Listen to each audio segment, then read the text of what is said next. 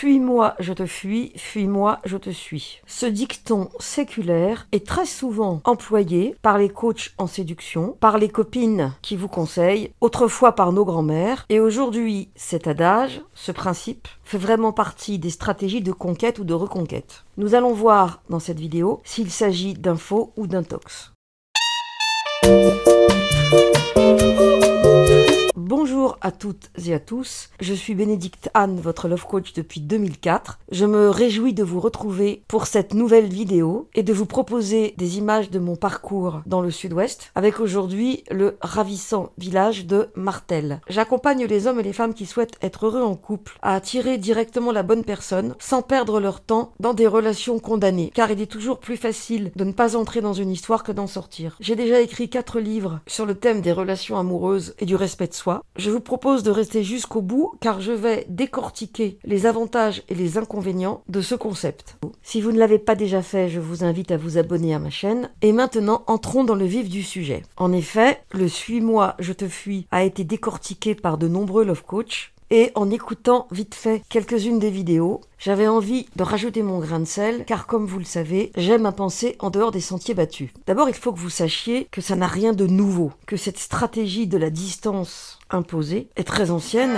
et que c'est comme ça que de nombreuses femmes, aussi bien du temps des salons littéraires que des libertins ou encore de la carte du tendre, ont manipulé les hommes pour les amener là où elles le souhaitaient. Il suffit de relire Les liaisons dangereuses. Et comme vous pouvez le constater, le mot dangereux n'est pas lié au hasard. D'ailleurs, si on réfléchit bien, c'est une question de bon sens. Qui va naturellement s'inféoder à celui ou celle qui nous crache dessus? Eh bien, tout le problème est là. C'est que l'autre a beau nous cracher dessus, se montrer peu intéressé, totalement indifférent, ou se contenter de se laisser aimer, il y a suffisamment de personnes qui viennent me voir et qui se font balader par le « fuis-moi, je te suis » de l'autre, et qui sont bien sûr incapables d'y répondre, que ça méritait d'en parler. Alors, 5 raisons pour le pratiquer ou pas. La première, c'est que si vous êtes dans un début de relation juste, le ping et pong, et ping et pong, et ping et pong, je mets 10 sous, tu mets 10 sous, tu mets 20 sous, je mets 20 sous. Le ping et pong, donc, doit être la norme, à savoir des échanges fluides et réciproques. Cela se passe évidemment au pays des fées et des poneys, dans un monde parfait dans lequel il n'y aurait pas de manipulation. Maintenant, si vous devez jouer au « fuis-moi, je te suis », ce n'est pas parce que vous pratiquez une antidote à la dépendance affective, comme le disent certains coachs, mais que vous êtes face à quelqu'un qui ne vous respecte pas. En effet, d'aucuns prétendent que le fait de prendre de la distance est une manière de ne pas s'humilier, se sacrifier, pleurnicher, ramper pour obtenir les miettes de l'autre. Mais je ne suis pas d'accord pour 2 raisons. La première, c'est que si l'autre a l'intention de vous donner des miettes, même si vous lui laissez entendre que vous voulez plus, ça ne changera rien à son comportement. Il se désintéressera de vous de la même façon. Et peut-être, s'il a envie de jouer, il rentrera dans le jeu un petit peu, mais au bout du bout, vous ne forcerez jamais un lion à miauler, ni un chat à rugir. En revanche, utiliser le « fuis-moi, je te suis » dans l'objectif de se faire respecter me paraît beaucoup plus approprié. Pourquoi? Parce que grâce à la méthode Terminator, qui comprend parmi ses outils le silence radio et bien sûr le « suis-moi, je te fuis », vous allez forcer l'autre à vous respecter. S'il ne vous respecte pas, vous lâchez l'affaire. S'il vous respecte, un nouveau dialogue est peut-être possible. Et malheureusement, nous en sommes là. La jungle des relations amoureuses est une réalité du monde occidental. Et quand je m'amuse à écouter des vidéos du monde anglo-saxon, je découvre exactement les mêmes propos. J'ai d'ailleurs écrit un livre sur le sujet où je pars du postulat que nous sommes dans la jungle et que l'enjeu est d'en sortir, pour ne pas se laisser broyé par la violence qui existe quelquefois dans la jungle, et que ceci étant posé, si on accepte ce point de départ, le « suis-moi, je te fuis » prend tout son intérêt. 3e point, selon certains love coachs, il s'agit de contrebalancer sa dépendance affective. Or, si je regarde les faits, même si vous ne répondez pas à l'autre et que vous le faites mariner parce que lui-même vous a fait mariner, ça ne vous empêchera pas d'en crever. Vu de l'extérieur, vous aurez moins l'air dépendante affective, pour autant, vous en creverez toujours à l'intérieur. Alors, si vous renvoyez l'image d'une personne bien dans sa peau, qui a une superbe vie sociale, qui n'est pas là en train de ramper très bien, mais si à l'intérieur vous êtes en train de ronger vos ongles, de descendre la bouteille de gin, de vous shooter au sucre ou de nourrir l'angoisse en ayant 3 dates par jour, vous vous doutez bien que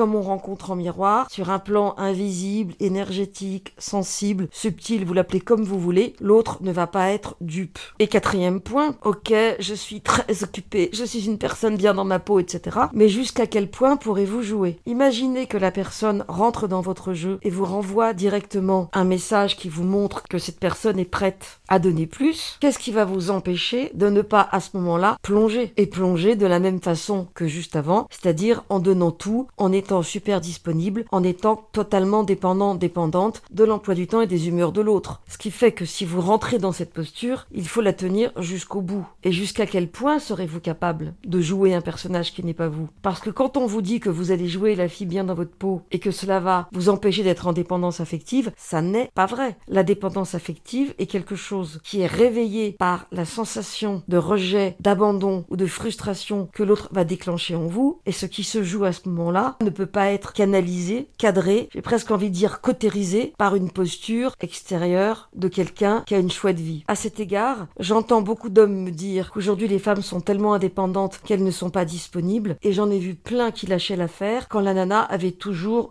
un prétexte pour reculer la date de leur prochain rendez-vous. Ces hommes-là, qui ont écouté mes conseils, ont bien compris que s'il n'y avait pas de ping-pong dans la relation, c'était quoi l'intérêt d'aller forcer quelqu'un qui n'en a pas envie à être disponible? Est-ce que c'est ça dont on a envie? J'entends aussi des femmes qui crèvent de cette distance qu'elles ont imposée, et parfois je leur dis, qu'est-ce qui te coûte le plus cher? De le voir ramper parce que tu lui as imposé un suis-moi je te fuis, ou de te contenter de rendez-vous frustrants et à sa disposition, même s'il ne te respecte pas? Eh bien, contre toute attente, dans certains cas, ça coûte moins cher émotionnellement à la personne de pratiquer un suis-moi je te fuis que de le faire en entier. Parce qu'il faut toujours penser que c'est du cas par cas, que c'est du sur-mesure, et que dans certains cas, c'est une bonne recommandation, et dans d'autres, on va obtenir l'effet inverse. Donc tout dépend de votre capacité à contenir la frustration quand vous rentrez dans une stratégie. Je ne dis pas qu'il ne faut pas le faire, je dis que tout le monde n'est pas capable de le faire, ou le fait d'une manière tellement caricaturale que ça ne fonctionne pas parce que l'autre n'y croit pas. Enfin, dernier point, ce concept étant tellement entré dans les mœurs que finalement, beaucoup d'hommes et beaucoup de femmes le connaissent. Et comme c'est un conseil que j'ai vu proposé par les love coachs aux femmes d'une manière importante, moi je connais des hommes qui, voyant que l'autre est en train de leur imposer une distance exagérée pour obtenir plus d'eux, ces hommes donc sont capables de se désintéresser totalement de la personne parce qu'ils ne veulent pas rentrer dans son jeu et qu'ils se sentent manipulés. Et pour certains hommes,